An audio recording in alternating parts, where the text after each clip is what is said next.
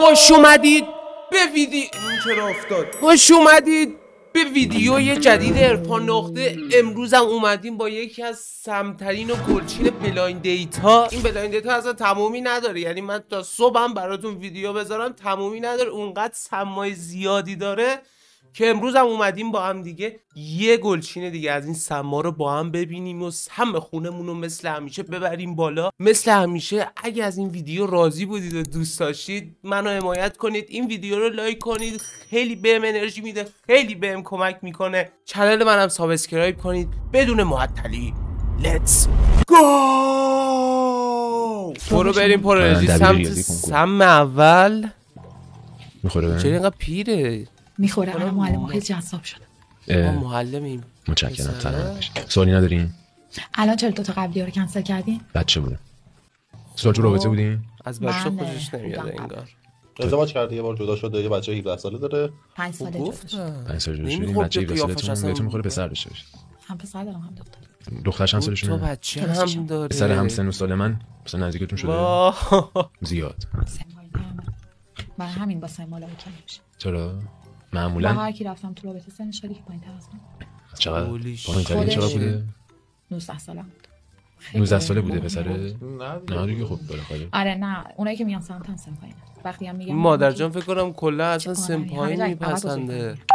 آره دیگه بچه بازه.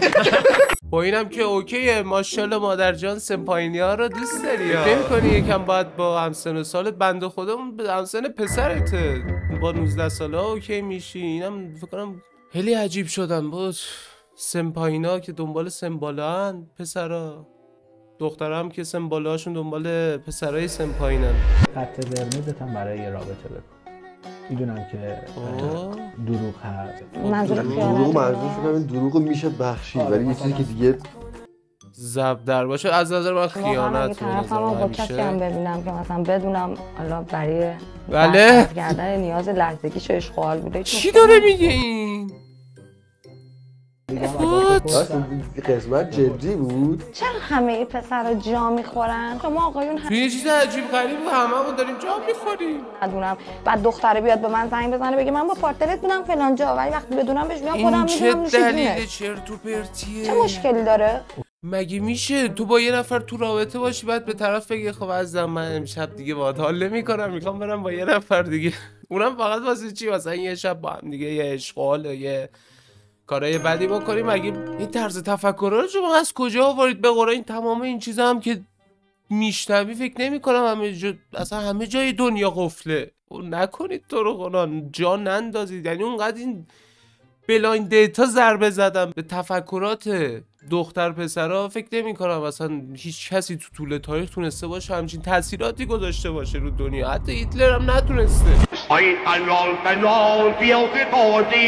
من نگفتم پول برام نکن. دو نوع آدم داریم. آدم که حول پوله، آدم که پول براش مهمه. اون آدم حول پول براش مهم نیست، اون شخص که فقط پول داشته، اون شخص چه رفتاری داشته باشه میگه فقط پول داشته باشه. ولی آدم که پول براش مهمه طرف کیه، طرف چه جوریه، شخصیتش چیه، رفتارش چجوریه. خب این چه فرقی با هم دیگه داره؟ جفتش خب براشون فقط یه چیز مهمه، پوله. یعنی تو میگه اون کسی که پول براش مهمه یعنی طرف شخصیتش هم براش مهمه. چه ربطی داره؟ ماشاءالله هم اولویتش بود. آره خب شدیداً الکی بود. دوست خیلی عادیه که بخواد الکی باشه. الکیه؟ دوست دارم الکی بود. بله اولویتم کلا پول. بابا تو هم که فقط اولویت پول، چرا همه اولویتشون پول شده؟ پول نداشت اصلا انتخابش نمی‌کردم. ایوا اینم عرفانه. بچه حرف شما نیست. خب برای خودم خیلی ارزش قائلم. ارزش قائلی که چی؟ مثلا ارزش چی برای خودت قائلی؟ بنده خودش مظلوم ساده هم نشسته. معمولی رو پسند نمی‌کنم. چرا واسه خودتون ارزش قائلید؟ چی واسه ارائه دادن دارید؟ آفرین خواستم بگم ماشین داره، خوشتیپ، خوشگله. حالا این سوال خودم واسه ارائه دادن. قیافم به نظر من خوشگل باشه. آره برای خودش ارزش قائل باشه. همین؟ آره راست. همین که این دختر برای خودشون ارزش قائل باشن خوش‌خویه که کی انتخاب کنن. همین این چیزا اصلا ببین تو کت من یه نفر که نمیره، من نمیرم خوشگلم و فلان و اینا ارزش واسه خودم قائلم. برو در تو بذار. این چه دلیل چرت و پرتیه که بعد تو بگی من پسر چون مثلا پولم نداشته باشه باهاش نمونم دوست دارم اما ملکی باشه، این چه چرت و پرتیه واقعا. که چی تو برای خودت ارزش قائلی؟ یعنی ما برای خودمون ارزش قائل نیستیم، هیچ کی دیگه برای خودش ارزش قائل نیست که تو فقط یه نفر ارزش برای خودت قائلی و اون بنده خدا کلی باید پول به پات بریزه چون فقط تو ارزش قائلی. ها همین میشه دیگه. همین اوضاع الانی که میبینید همه تو هم میلولن همینه، داستان همینه. دختر برای خودشون ارزش قائلن، یه سری هم که ماشاءالله اول واسه ارزش اینا هم ارزش میذارن.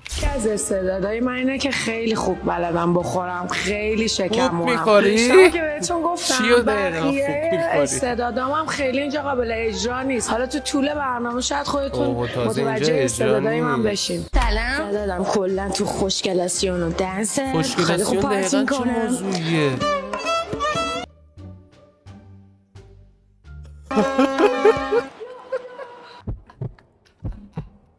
بگو با یه نفر برید توی رابطه بگه من استعدادم خوب بلدم پارتی کنم، نکشیمون با این استعدادت. نگاه اول جذبتون کنه قلب مهربونش واقعا. گرفتین چی شد؟ اگر که جدی تر بشه دوست دارم با مامانم یه حمام بره که رو لباسش رو این چی نوشته کورس اون ره رو گرفت. اون رو سریع منو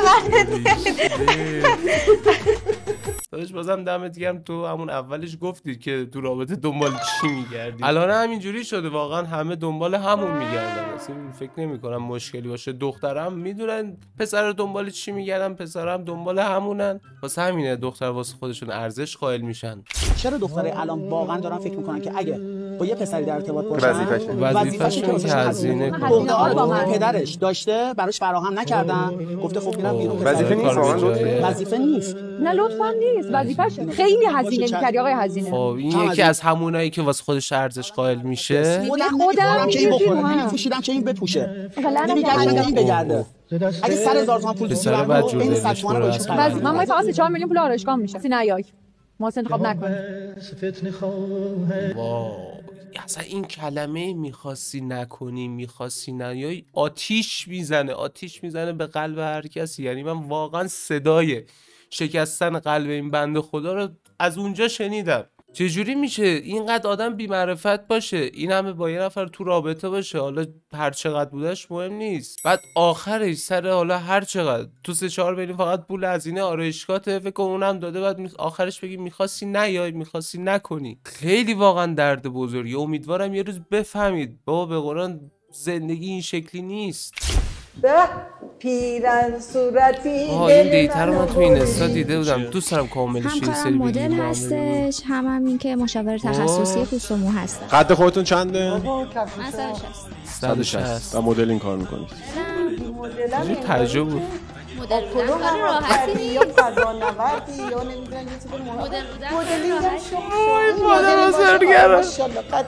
چه طرفداری کرد از اون پسر. تخریب روحی بود قشنگ. این چیز یارو بیمه بودش میگفت ایموشنال. درآمدمو نمیتونم فدای رابطه کنم، ولی زنا این کارو میکنن. قبول داری؟ شما این کارو میکنین؟ زنا این کارو میکنن. کسی واقعا دوست یعنی 1 میلیارد مثلا 500 درآمد داری توی ما. میبخشم. سوار پراید 81 دور رنگ میشه. خدایی با افتخار میگیرم. جدی داره میگه این؟ تو بگیر بودی همونی که دوست داشتی. کدومو؟ هم که الان خیلی پول نداشتم الان دارم. برو همونو بگیر. آره الان با طلاق ازدواج کرده اونی که دوستش داشتم. بعد خیلی چقدر ضربه.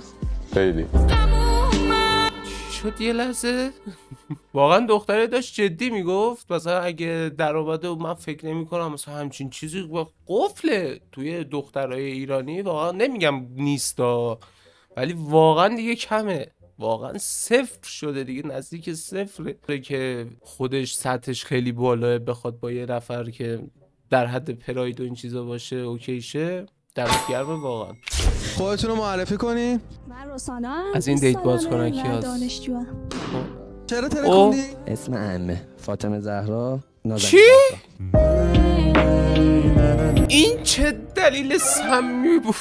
بنده خدا چون اسمش چی بود؟ رکسانا یه همچین چیزی بودش. به خاطر اینکه اسمش عمه نبود تو مثلا با تونک رو ترکوندی که چی مثلا؟ یعنی اینکه تو فیتیشت اینه که در خونه رو باز کنی فاطمه زهرا سلام. اصلا اسم چه ربطی به شخصیت؟ بابا چیزای دیگه مهم است. شخصیت 74 دیگه چی؟ آذر. آذر 74 با من صحبت نکنید، با هم صحبت کنید. آره خوشت نیومده؟ صحبت نمی‌کنی؟ خیلی مگه میشه؟ از من اعتماد دارم به این ماه و این چیزا آذری. چه خبرا؟ سلامتی بابا. دختری بگم من همه رو چه دیدم. غریبه. همه رو بیرون دیدم. من از همه‌شون بهترم. آره. نشین اینجا. اعتماد به نه